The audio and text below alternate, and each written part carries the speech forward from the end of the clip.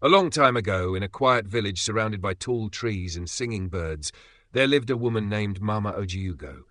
She was known far and wide for her loud laugh, her colourful wrappers, and her love for sweet palm wine. But there was one thing Mama Ojiugo wanted more than anything in the world: a child. She prayed every morning at the big Iroko tree and offered kola nuts to the river goddess. She even travelled to distant villages to meet powerful herbalists. Please, she would beg, give me a child, any kind of child. After many years of waiting, her prayers were answered. One bright morning, after the village rooster had crowed 3 times, Mama Ojiugo gave birth to a baby boy. But this was no ordinary baby. His eyes glowed like moonlight, and his first cry sounded like music. The villagers came to see the child. They brought gifts, yams, palm oil, and tiny calabashes filled with coins. They danced and sang, waiting to hear the child's name. But Mama Ojiugo surprised them.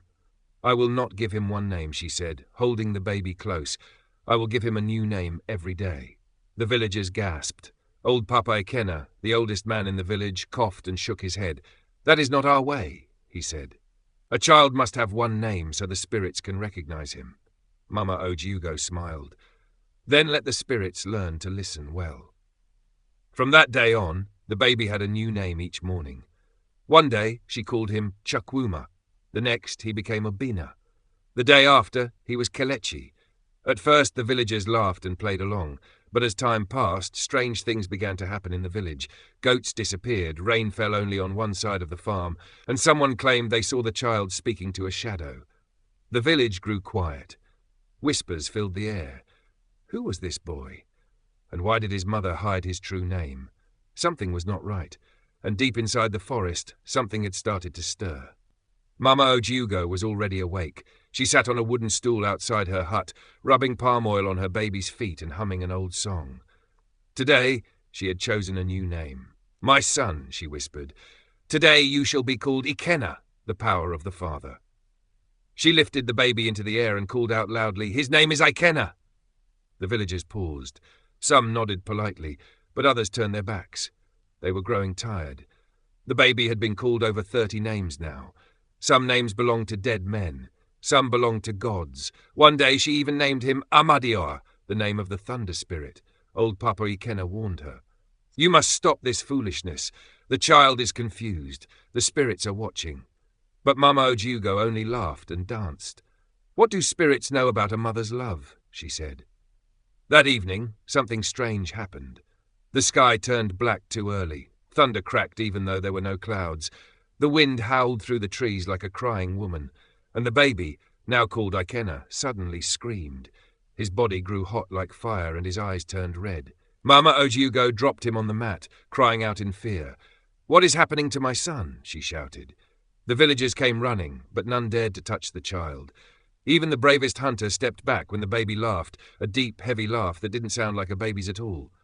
Then, just as quickly as it started, everything went still.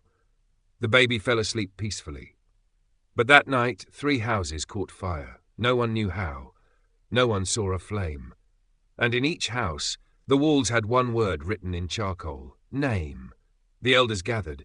Something was very wrong. This child was not ordinary.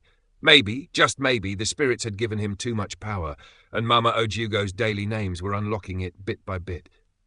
Still, the next morning, Mama Ojiugo gave her son another name, and deep in the forest, the shadow that had once been sleeping opened its eyes. Mama Ojiugo stepped outside with her child tied to her back. She looked up at the sky, smiled and whispered, "Today you shall be called Uchechukwu, the will of God."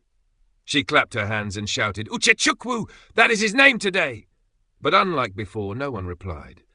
The villagers stayed in their huts, hiding behind raffia curtains. The fear in the air was thick. The 3 houses that burned were still black with smoke, and the strange word name still stained their walls. Mama Ojiugo didn't care. She laughed and went to the stream to wash her clothes. But on her way, something strange happened. She passed the old ogu tree, the one that children used to play around. It was tall, with twisting roots and dark green leaves, but that morning the tree seemed different. Its bark pulsed, almost like it was breathing. Mama Ojiugo slowed down. And then she heard it. Whispers, low, sharp whispers like wind through a narrow hole, but it wasn't the wind. Too many names, too many names, too many names. She looked around. No one was there, just the tree and her baby. Who is speaking? She asked, her voice shaking. The tree creaked. A branch bent slowly, almost like it was pointing at her baby. Call him by his true name or lose him, the whispers said. Mama Ojiugo backed away, her heart racing. She didn't wait to fetch water anymore. She ran straight home, locking her door with trembling hands. That night the baby didn't sleep. He sat up on the mat, eyes wide open, staring at the fire as if he could see something inside it. At midnight, the door creaked open by itself. Standing outside was a girl with skin like ash and eyes like smoke. She didn't speak. She just pointed at the child and vanished. Mama Ojiugo screamed. By morning, the baby's name had changed again, but this time she whispered it. Today, he is Ekene, she said, barely audible. But even she didn't believe it anymore. Deep down, Mama Ojiugo knew she was losing her child to something older, something darker, and it all began the day she decided to play with names. The villagers no longer greeted Mama Ojiugo. Children were warned not to go near her hut. Even the market women stopped selling her pepper and tomatoes. Everyone feared the baby with the many names. Mama Ojiugo didn't mind. Let them fear, she said, tying her wrapper. I have my child, that is all I need. But the truth was, she was afraid too. That night, she slept lightly, clutching her son close. She didn't name him before sleeping. For the first time, she was unsure. But as the first cock crowed, she whispered, Today your name is Funanya, love. She looked down at her baby. He was staring at her. Mama, he said.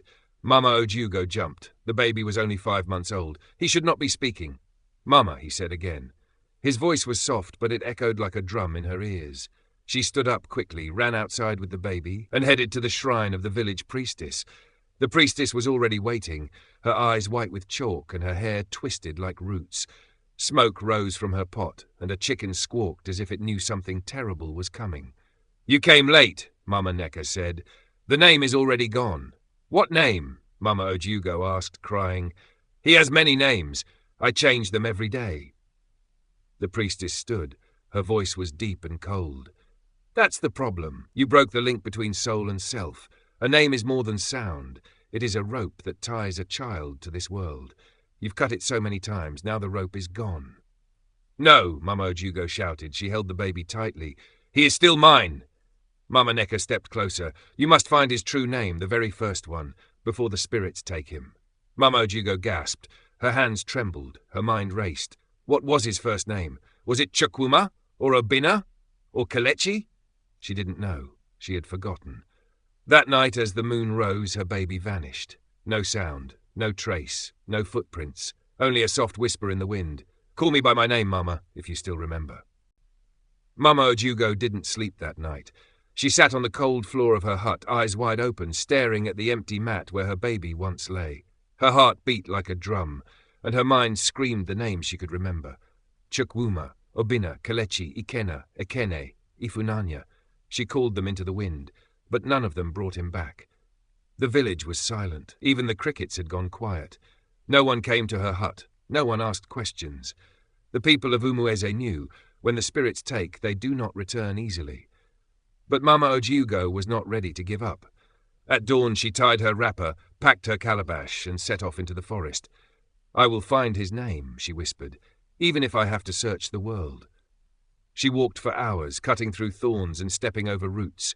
The forest grew darker, thicker. Trees leaned in like they were listening. Strange eyes blinked at her from the shadows. Just before sunset, she reached the sacred river, Mirioma, the water of secrets. It glittered like silver under the dying light. Sitting by the river was a woman with a snake around her neck. Her skin was green like fresh leaves, and her eyes held the whole sky. You seek the name, the woman said before Mama Ojiugo could speak. Yes, Mama Ojiugo replied. My baby is gone. The spirits took him, the woman nodded. Not just any spirits, the forgotten ones. They feed on broken names, on children lost between words. Please, Mama Ojiugo begged, falling to her knees. Help me find his first name. I must call him back. The woman stood. The snake hissed softly. You must pass 3 tests, she said. Each test will take you deeper into the truth. But be warned, the name you gave may not be the name he was born with." Mama Ojiugo frowned. "What do you mean?" The woman smiled. "You named him from your lips. But names are born from the soul. To find the true one, you must ask the place he came from, the land before birth."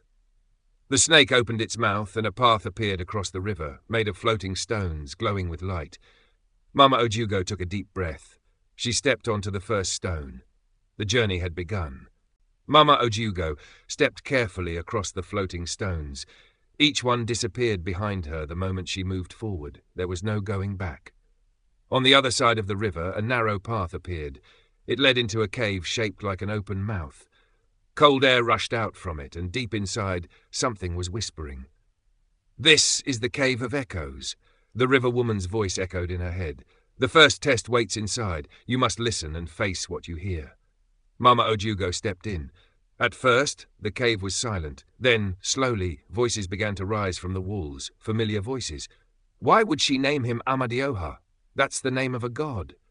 "She doesn't respect our ways. She's calling madness into her own home. Mama Ojiugo is a foolish woman." Mama Ojiugo covered her ears, but the voices grew louder. They weren't just the villagers' voices. Her own voice joined them. "Let them talk. They don't know what I've suffered. I waited too long for this child. I can name him anything I want. I don't care about tradition." The cave trembled. A stone fell behind her. The exit was gone. "Mama," a tiny voice whispered. She froze. It was her baby's voice. "Mama, why did you keep changing me? I didn't know who I was. One day I was strong. The next day I was kind. The next day I was angry." Tears ran down Mama Ojiugo's face. "I was trying to protect you," she cried. "I thought names would keep you safe." The voice replied, "They broke me." A soft blue light appeared ahead. In it stood a shadow, the shape of her baby boy, but older, taller, with eyes full of sadness. "If you want me back," he said, "you must remember my true name, not the one you chose, the one that was given to you in a dream, before I was born." Mama Ojiugo gasped. A dream. She had almost forgotten it. A strange dream she had just before giving birth. In it, a child stood at the river and whispered a name to her. What was it? The cave began to crack. "You must speak it, or I will be lost forever," the echo said. Mama Ojiugo clutched her chest, searching her heart. Suddenly, the name sparked in her mind like lightning. But just as she opened her mouth to say it, the ground beneath her feet broke. She fell into darkness, screaming. The second test was waiting. Mama Ojiugo fell for what felt like forever, spinning through blackness, memories flying past her like birds. She saw her son laughing, crying, crawling, speaking. She saw all the names she had given him, names floating like feathers, then burning like fire and turning to ash. Then, silence. She landed softly on white sand, surrounded by a quiet mist. There were no trees, no sky, no sun, just endless whiteness like the beginning of time itself. "Where am I?" she whispered. A voice answered, deep and gentle, like drums under the ground. "You are in the land before birth, the place where all souls wait, the place where names are chosen before they are born." Mama Ojiugo turned. Before her stood an old man with skin like clay and eyes like glowing coal. He carried a long staff made of bone. "Why have you come?" he asked. She fell to her knees. "I came to find my son's true name. I lost him to the spirits. I changed his name every day. I thought I was protecting him." The old man looked at her for a long time. Then he nodded slowly. "You were given a gift, a powerful child, a spirit who had walked many lifetimes. His soul came with a name, a purpose, but your changing names confused his spirit. He began to break, and now he is trapped between two worlds. I must fix it," she whispered. "Please, help me." The man pointed to a glowing pool nearby. "Look into the water. It will show you the dream you forgot, the name you were told before his birth." She stood slowly, walked to the pool, and looked in. At first all she saw was her reflection. Then the image shifted. She saw herself, pregnant, sleeping on a mat. She saw a boy walking out of the river in her dreams, smiling at her. He came close to her ear and whispered something. Her eyes widened. "I remember now," she breathed. Just then a loud scream shattered the calm.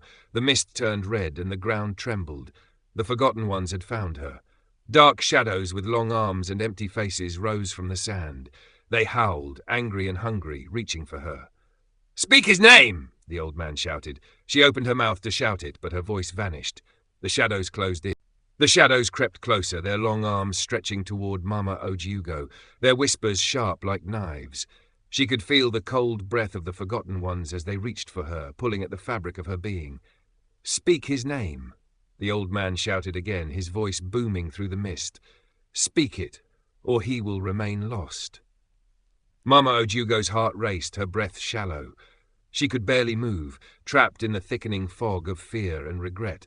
The shadows were almost upon her, their cold fingers brushing against her skin. "I remember now," she whispered to herself, as the image of the boy in her dream echoed in her mind. She saw the joy in his eyes, the peaceful smile on his face when he had whispered to her the name that was meant to be his. It was not Ikena, or Uchechukwu, or any of the other names she had called him. It was his true name, the one given to him before birth. "Musa," she breathed, her voice barely a whisper. "Musa," she repeated, this time louder, her voice rising with power. "His name is Musa." At the sound of his name, the ground trembled. The shadows screamed in fury, recoiling as if struck by a powerful force. The old man raised his staff high, and the sky above them began to split open, pouring in bright, golden light. The Forgotten Ones shrieked, fading away into nothingness, their forms dissolving into the air like smoke. The mist began to clear, revealing the true world once more. "Musa," Mama Ojiugo repeated, her voice now firm with certainty. Suddenly, the air around her shifted. The ground beneath her feet began to grow solid, and the light grew brighter, casting away the shadows of the past. She felt a warmth in her heart, a peace she had not known in years.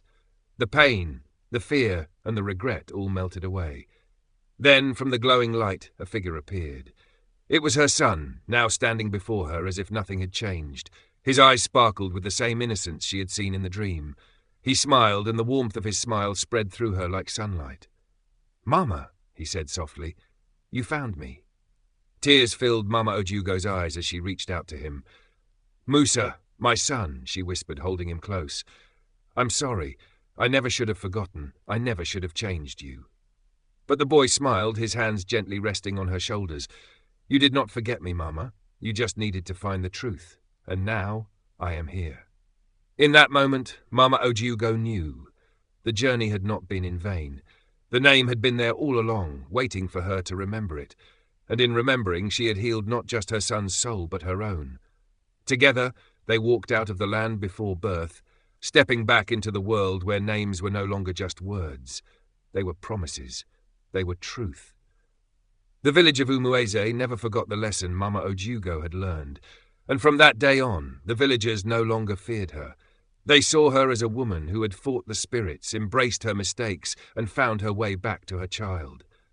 And Mama Ojiugo, now at peace, no longer named her son every day. She only called him by the name that mattered most, Musa, the one who was hers always.